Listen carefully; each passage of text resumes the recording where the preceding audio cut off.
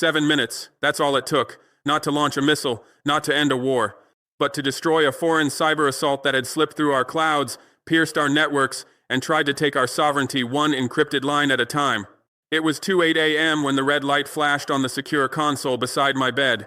The alert didn't come from a general. It came from a machine, one we built ourselves. It said, "Foreign code detected, precision breach, multiple military nodes offline." I didn't panic. I stood up. I walked to the secure room, and I issued one command. Shut it down. Then show me where it started. What happened over the next 7 minutes rewrote everything they thought they knew about us. They assumed we'd fold. They assumed we'd blame ourselves. They assumed we'd never trace it back. But they were wrong. Let me show you what really happened that night, and why Israel never expected us to survive it. The cyber warfare capabilities that attacked us that night represented years of research, development, and testing against African targets. This wasn't an improvised assault or a demonstration of power. It was the deployment of weapons specifically designed to exploit what Israeli intelligence believed were fundamental weaknesses in African technological infrastructure. The sophistication of the attack vectors revealed the depth of their prior intelligence gathering. The malware knew exactly which systems to target, which vulnerabilities to exploit, which backup systems to neutralize first. This level of precision could only come from months of surveillance and mapping of our networks, conducted through the very technology partnerships and assistance programs we had trusted. What made the attack particularly insidious was its psychological dimension. Beyond the technical damage, it was designed to create a sense of helplessness and technological inadequacy. The message was clear. African nations could never truly control their own digital infrastructure because they would always be vulnerable to more sophisticated adversaries. But they had fundamentally misunderstood what they were facing.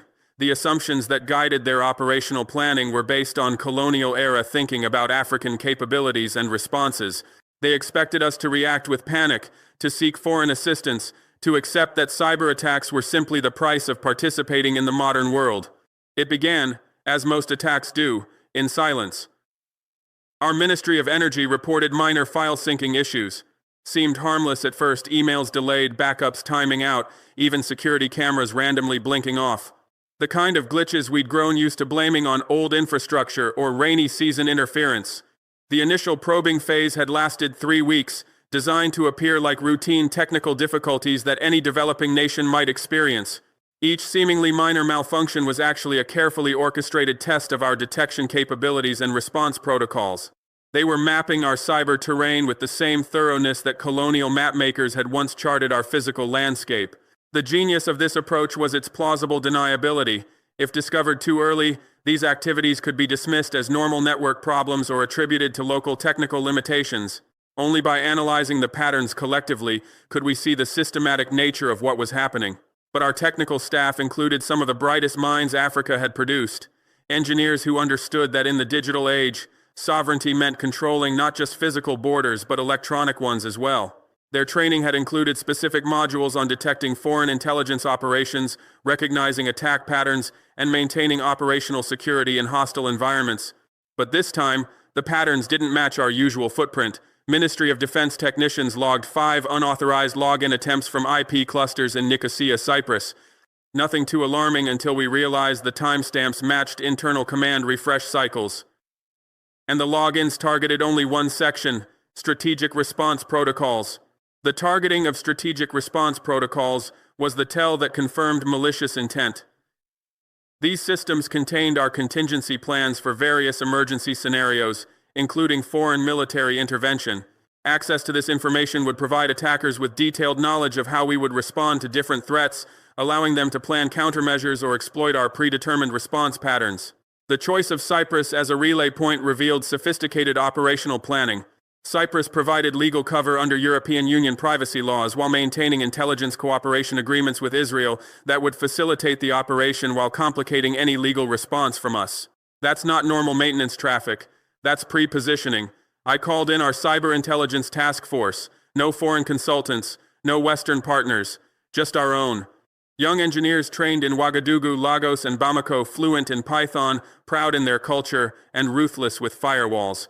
The decision to rely exclusively on indigenous expertise was crucial to our successful response.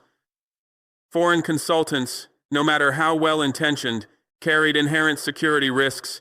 Their communication with parent companies, their reporting obligations, their divided loyalties could all compromise our operational security. Our domestic cyber defense team represented a new generation of African technologists who understood that technical skills were meaningless without political consciousness. They had been trained not just in computer science and network security, but in the history of technological colonialism and the contemporary forms that foreign domination could take. The psychological profile of these engineers was fundamentally different from their counterparts who had been educated in Western institutions.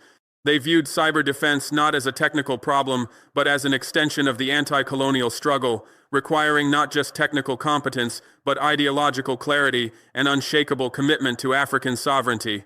Their analysis was swift. This wasn't a virus. It was a mapping operation.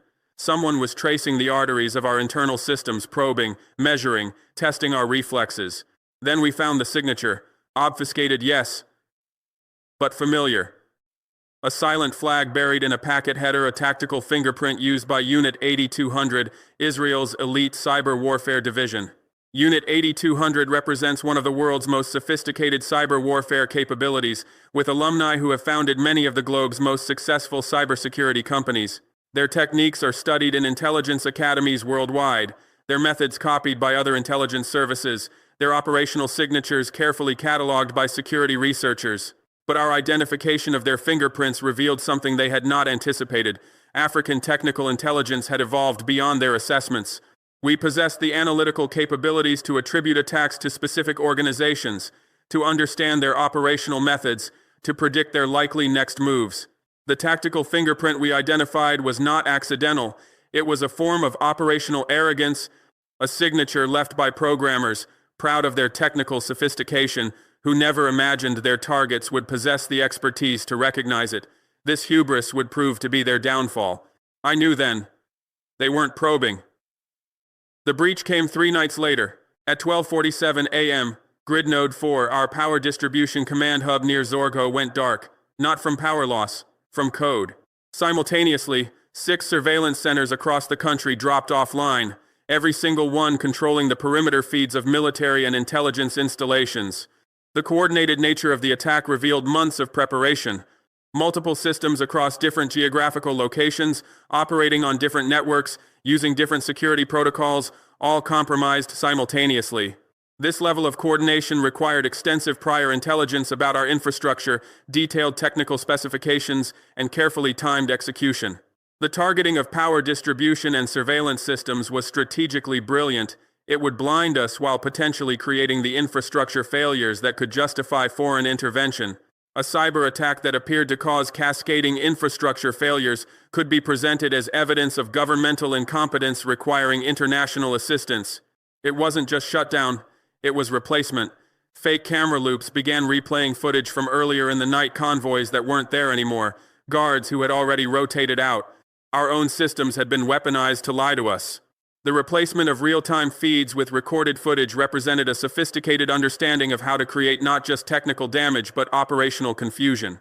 Military commanders making decisions based on false information could inadvertently compromise national security or make movements that exposed them to further attack. This technique had been pioneered in asymmetric warfare contexts where technologically superior forces used information manipulation to multiply the effectiveness of limited attacks. By controlling what we could see of our own country, they could effectively control how we responded to threats, both real and imagined. At 12:53 a.m., the communications uplink between Command Central and the Border Patrol Command cut out. What looked like a lightning strike was in fact a stealth frequency hijack broadcast via a corrupted low-orbit relay leased to an Israeli-linked satellite firm. The use of satellite infrastructure for the attack revealed the global scope of Israeli cyber capabilities. They weren't just attacking our domestic networks, they were compromising the international infrastructure that connected us to the wider world. This suggested capabilities that went far beyond what most nations could deploy, resources that required state-level investment and coordination. The masquerading of electronic attacks as natural phenomena showed sophisticated understanding of how to create plausible cover stories that would complicate attribution and response. A lightning strike was a perfectly reasonable explanation for communication failures that would not trigger immediate suspicions of foreign interference. That's when the real signal hit. It came wrapped in compressed clusters of modular code, adaptive, autonomous, cloaked in AI-generated noise. It bypassed our antivirus protocols. It triggered forced restarts in our fiber optic routing cores, and it began replicating, fast. The deployment of AI-generated attack vectors represented the cutting edge of cyber warfare technology. These were not static pieces of malware that could be identified by signature-based detection systems, but dynamic, evolving programs that could adapt to defensive measures in real time. The modular nature of the code meant that it could reconfigure itself based on the specific characteristics of each system it encountered, making it incredibly difficult to defend against using traditional security measures. Each component could operate independently, ensuring that partial detection wouldn't compromise the entire operation. At 12:59 a.m., I received the red status alert: command systems compromised, malware propagation accelerating, primary surveillance offline, infrastructure integrity unstable.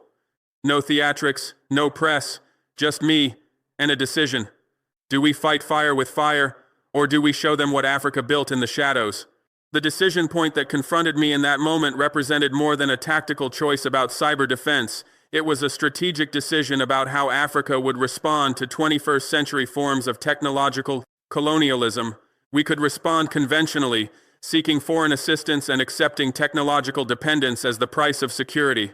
Or we could demonstrate that African nations had developed independent capabilities that could match and exceed those of our adversaries. The psychological pressure in that moment was immense. Every protocol suggested seeking help from allied nations or international cybersecurity firms.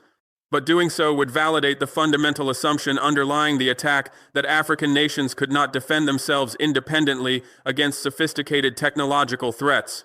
I entered the war room at 1:02 a.m. No sirens, no shouting, just glowing terminals, tense eyes, and engineers gripping keyboards like weapons.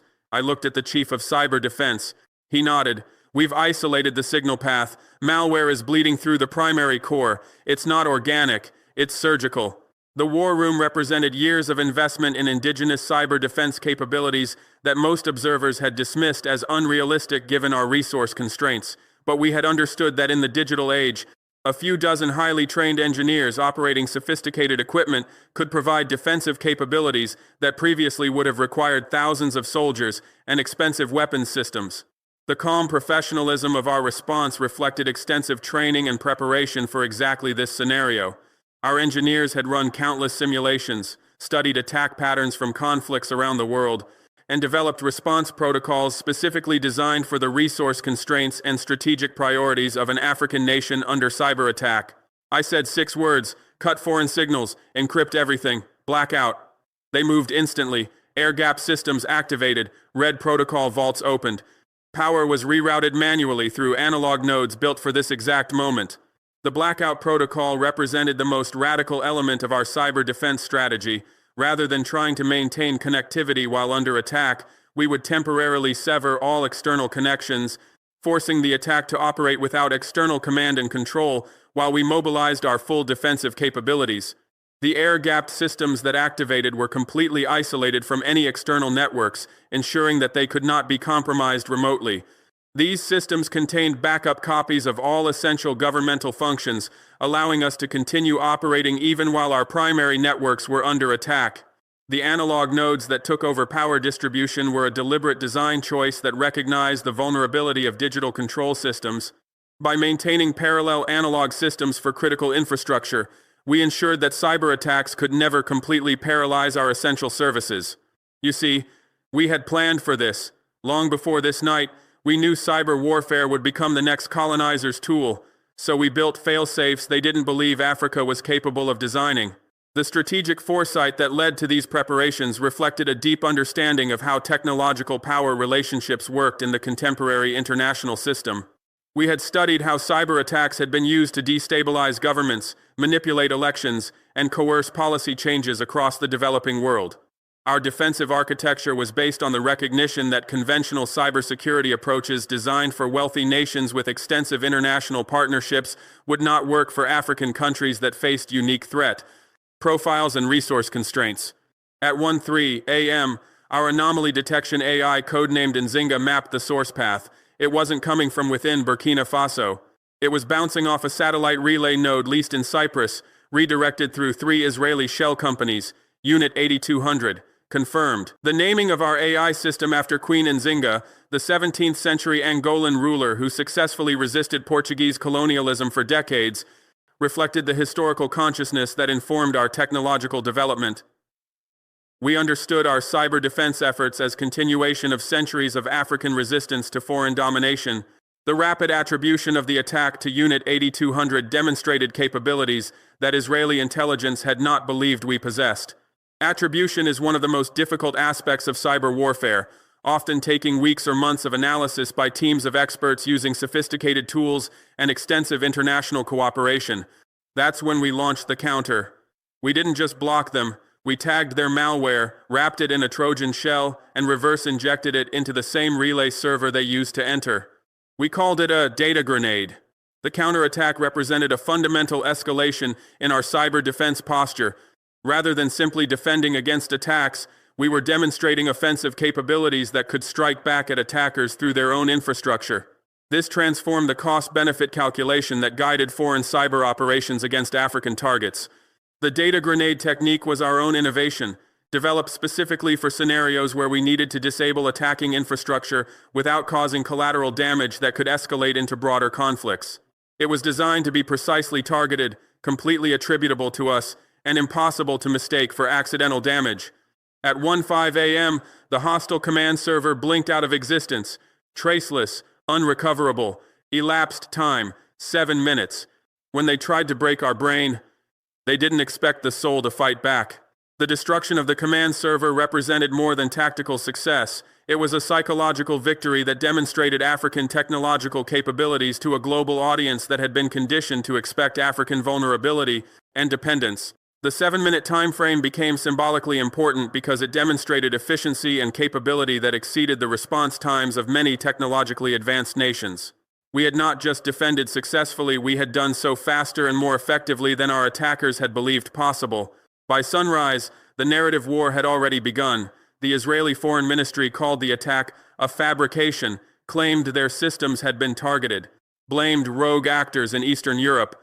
But we didn't need words, we had receipts. The Israeli government's immediate resort to denial and misdirection revealed their recognition that the exposure of their cyber operations against African nations represented a significant strategic defeat. Their entire approach to cyber warfare depended on plausible deniability and the inability of targets to provide definitive attribution. Our possession of comprehensive technical evidence that could prove Israeli responsibility fundamentally changed the diplomatic dynamics surrounding cyber conflicts. Previous victims of similar attacks had been forced to make accusations without proof, allowing attackers to dismiss their claims as conspiracy theories or technical incompetence. At 11 a.m., I walked into the press room flanked not by soldiers, but by young engineers. On the screen behind me, server access logs, Israeli code signatures, satellite relay metadata, malware structure with Unit 8200's known protocols. The decision to feature our engineers rather than military officials in the press conference sent a powerful message about the nature of contemporary security challenges.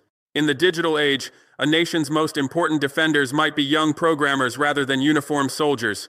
The technical evidence we presented was comprehensive and undeniable, providing definitive proof that would satisfy cybersecurity experts worldwide while being accessible enough for general audiences to understand the basic facts of what had occurred. CNN didn't know what to say. Al Jazeera ran a full segment called "The Cyber Empire Fails in Africa." RT picked it up, then Press TV, then African digital newsrooms from Nairobi to Kinshasa. The silence from Washington was the loudest of all. The global media response revealed the difficulty that Western outlets faced in covering stories that challenged fundamental assumptions about African technological capabilities and international power relationships.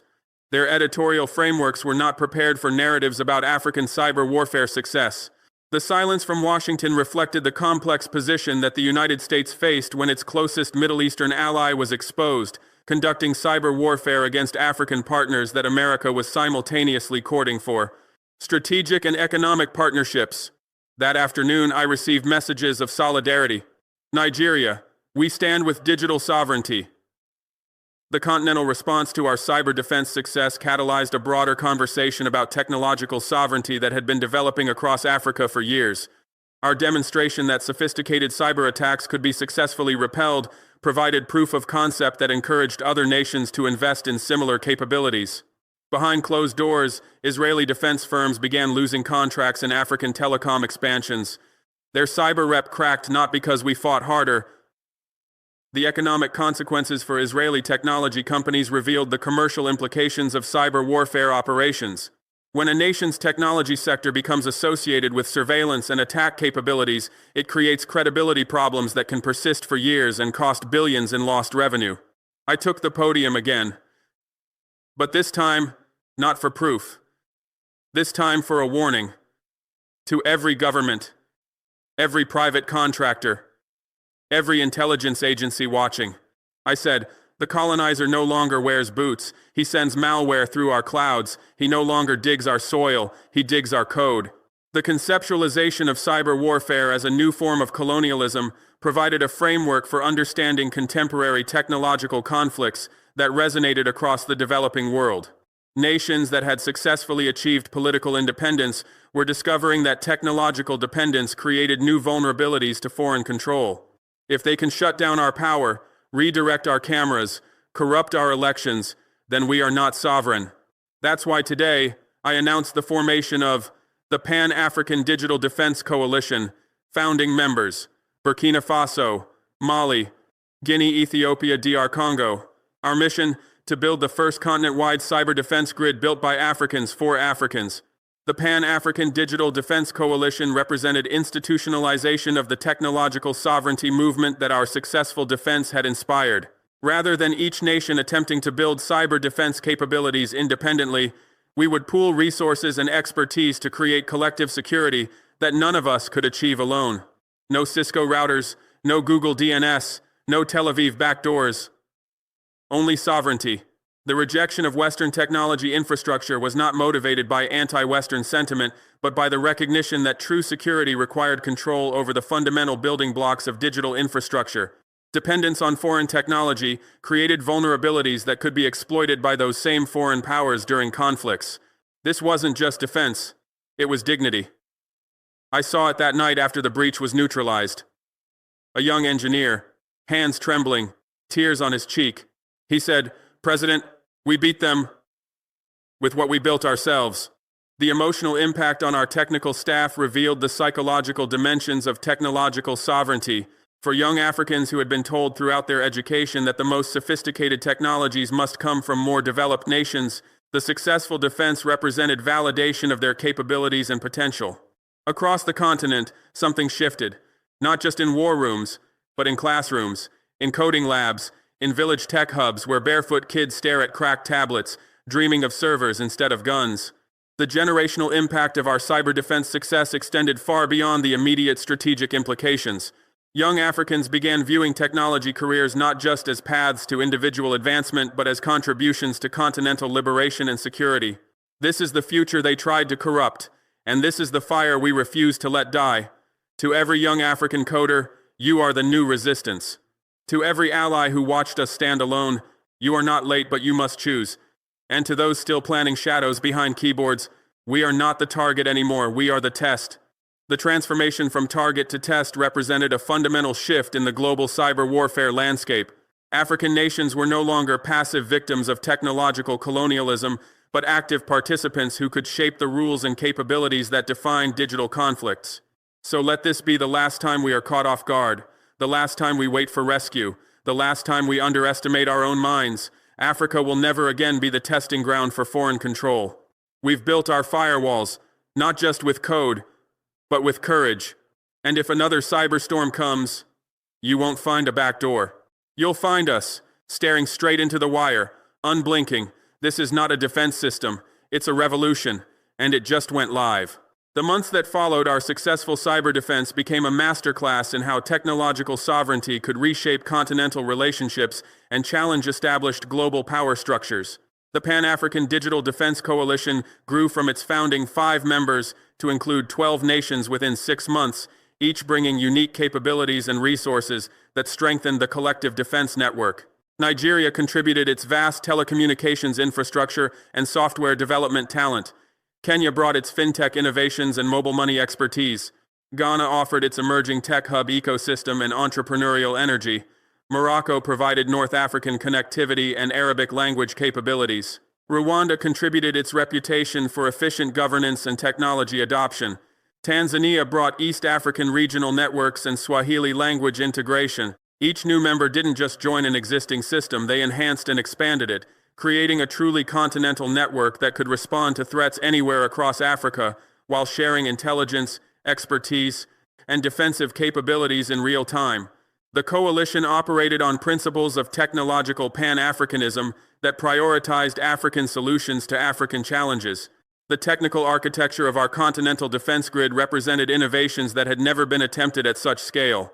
Traditional cybersecurity approaches were designed for individual nations or corporate networks, not for a continent-spanning system that needed to operate across different political systems, economic conditions, and technological capabilities. We developed mesh networking protocols that could route around damaged nodes automatically. We created AI systems trained specifically on attack patterns targeting African infrastructure. We built quantum encryption capabilities using resources pooled from multiple member nations. We established satellite communication networks that couldn't be intercepted or disrupted by foreign powers. But perhaps most importantly, we created educational and training programs that ensured every member nation could contribute meaningfully to collective defense while building indigenous capabilities. Young engineers from across the continent trained together in intensive programs that combined technical skills with political education about technological sovereignty. The curriculum we developed became the foundation for a new approach to technological education across Africa. Rather than simply teaching students to use technologies developed elsewhere, we focused on creating innovators who could develop African solutions for African challenges. The psychological transformation was profound. Students began seeing themselves as creators rather than consumers of technology. Universities across the coalition established cybersecurity programs specifically designed for African contexts. These weren't replications of Western programs, but indigenous curricula that addressed the unique threats, resources, and opportunities that African nations faced in cyberspace. Graduates emerged with both world-class technical skills and deep understanding of how technology could serve liberation rather than dependence. The economic implications of technological sovereignty proved as significant as the security benefits. By developing indigenous alternatives to foreign technology platforms, coalition members created new markets for African tech companies while reducing the outflow of resources to foreign corporations. The economic multiplier effects generated thousands of high-skilled jobs across the continent. African telecommunications companies that had previously been relegated to selling services using foreign equipment began developing their own hardware and software solutions. The protected market created by the coalition's preference for indigenous technology provided the demand needed to justify major research and development investments. Venture capital funds emerged to finance African technology startups focused on sovereignty applications. These weren't typical Silicon Valley-style investments seeking maximum returns, but strategic funding aimed at building continental technological capabilities that could compete with established global players. The success of our indigenous technology development began attracting attention from other regions facing similar challenges. Latin American countries inquired about adapting our models for their contexts. Southeast Asian nations expressed interest in learning from our approaches to technological sovereignty. Middle Eastern countries explored partnerships that could reduce their dependence on Western technology providers. This global interest revealed that technological colonialism was not uniquely an African challenge but a systematic feature of how established powers maintained dominance over developing nations. Our successful resistance provided a template that could be adapted and replicated wherever communities chose technological sovereignty over convenience. The response from traditional technology powers grew increasingly desperate as they recognized the existential threat that successful African technological sovereignty represented to their business models and strategic influence. If Africa could develop independent capabilities, other regions might follow, undermining the technological dependencies that underpinned contemporary imperial relationships. Israel intensified its diplomatic efforts to isolate coalition members, threatening to cut off technology transfers and intelligence sharing with any nation that participated in our continental defense network. But these threats backfired as African leaders recognized them as confirmation that technological sovereignty was indeed threatening to establish power structures. The United States attempted more subtle approaches, offering generous aid packages for cybersecurity development that would have required using American contractors and technology platforms. But our successful defense had demonstrated that accepting such offers would create the very vulnerabilities we were trying to eliminate. European countries tried to split the coalition by offering special partnerships to individual members that would provide privileged access to European markets in exchange for abandoning the continental defense network. Some initial wavering occurred, but the shared experience of technological sovereignty proved stronger than individual economic incentives. China presented perhaps the most sophisticated challenge, offering technology partnerships that appeared to support sovereignty while actually creating new forms of dependence on Chinese platforms and standards. Recognizing and resisting this required developing frameworks for evaluating technology partnerships that prioritize genuine independence over mere opposition to Western dominance.